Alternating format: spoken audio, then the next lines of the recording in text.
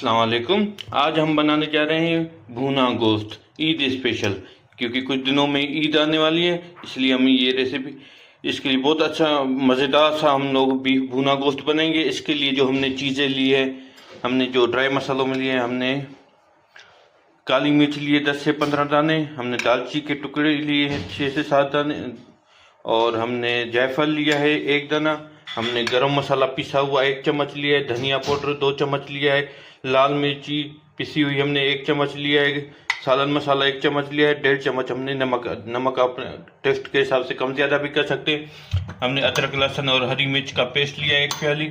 हमने तकरीबन आधा किलो प्याज लिए है, आधा किलो हमने टमाटर लिए, टमाटर को हमने कद्दूकश कर लिया है। सबसे पहले हम गोश्त डालेंगे कढ़ाई में, उसके साथ ही हम प्याज डालेंगे। बहुत मज़ेदार रेसिपी, हमारी रेसिपी ये ट्राई ज़रूर कीजिएगा और हमें फीडबैक दीजिएगा कमेंट्स में कि हमारी रेसिपी ये आपको कैसी लगी। माशाल्लाह।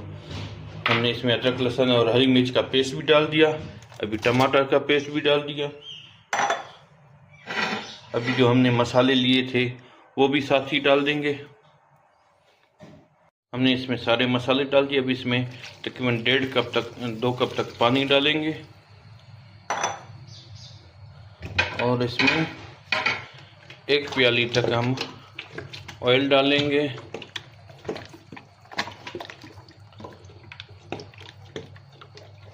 और तकरीबन हम इसको 40 से 45 मिनट ढकना देके हल्की आंच पे छोड़ देंगे, जिससे हमारा गोश्त नरम हो जाए। हमने इसका चूल्हा चला दिया, अभी इसके ऊपर हम ढकना देके इसको छोड़ देंगे तकरीबन 40 मिनट के लिए।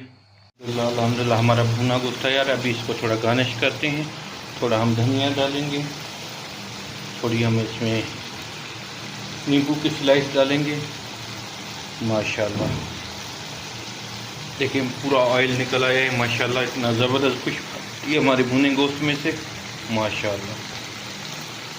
इसको 10 मिनट के लिए दम देके फिर आपको डिश आउट करके दिखाते हैं। माशाल्लाह अल्हम्दुलिल्लाह 20 मिनट हो गए थे दम पे, हमने इस दम से उतार दिया। माशाल्लाह तो कितना बेहतरीन हमारा भुना गोश्त तैयार हुआ है माशाल्लाह। ये देखें माशाल्लाह।